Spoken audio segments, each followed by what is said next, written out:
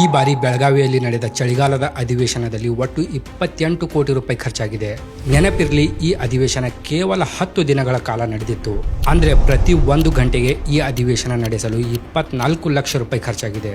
ನಾನು ಇದೆಲ್ಲ ಯಾಕೆ ಹೇಳ್ತಿದ್ದೀನಿ ಅಂದ್ರೆ, ಬೆಳಗಾವಿಯಲ್ಲಿ ನಡೆಯುವ ಅಧಿವೇಶನದ ಮೇನ್ ಪರ್ಪಸ್ ಏನಂದ್ರೆ ಉತ್ತರ ಕರ್ನಾಟಕದ ಅಭಿವೃದ್ಧಿ ಬಗ್ಗೆ ಚರ್ಚೆ ಮಾಡುವುದು, ಅಲ್ಲಿನ ಸಮಸ್ಯೆಗಳ ಬಗ್ಗೆ ಚರ್ಚೆ ಮಾಡಿ ಅದಕ್ಕೆ ಪರಿಹಾರ ಹುಡುಕುವುದು, ಉತ್ತರ ಕರ್ನಾಟಕ ಮತ್ತು ದಕ್ಷಿಣ ಕರ್ನಾಟಕ ಎಂಬ ತಾರತಮ್ಯ ತೊಲಗಿಸುವುದು ಇದರ ಮೇನ್ ಪರ್ಪಸ್ ಆಗಿತ್ತು.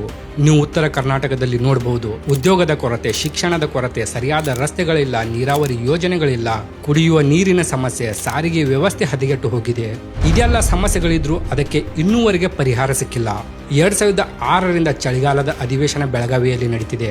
ಅಂದ್ರೆ ಇಂದಿಗೆ 20 ವರ್ಷಗಳಿಂದ ಈ ಅಧಿವೇಶನ ಉತ್ತರ ಕರ್ನಾಟಕದಲ್ಲಿ ನಡೀತಿದೆ. ಆದ್ರೆ ಇಂದಿನವರೆಗೆ ಉತ್ತರ ಕರ್ನಾಟಕದ ಜನರ ಸಮಸ್ಯೆಗೆ ಪರಿಹಾರ ಸಿಕ್ಕಿಲ್ಲ. ಈ ರಾಜಕಾರಣಿಗಳು ಮಾತಾಡಿ ತಮ್ಮ ಮನೆಗೆ ಹೋಗ್ತಾರೆ ಅಷ್ಟೇ, ಆದ್ರೆ ಕೆಲಸ ಯಾರೂ ಮಾಡುವುದಿಲ್ಲ. ಉತ್ತರ ಕರ್ನಾಟಕದ ಅಭಿವೃದ್ಧಿಗೆ ಅಂತ ಕೋಟ್ಯಾಂತರ ರೂಪಾಯಿ ಬಿಡುಗಡೆ ಆಗುತ್ತೆ, ಆದ್ರೆ ಎಷ್ಟು ಹಣ ಎಲ್ಲಿ ಖರ್ಚಾಯಿತು ಎಂಬ ಪ್ರಶ್ನೆಗೆ ಉತ್ತರವೇ ಇಲ್ಲ. ಇದೇ ರೀತಿ ಆದ್ರೆ ರಾಜಕಾರಣಿಗಳು ಉದ್ಧಾರ ಆಗ್ತಾರೆ ಹೊರತು ಉತ್ತರ ಕರ್ನಾಟಕ ಉದ್ಧಾರ ಆಗೋದೇ ಇಲ್ಲ.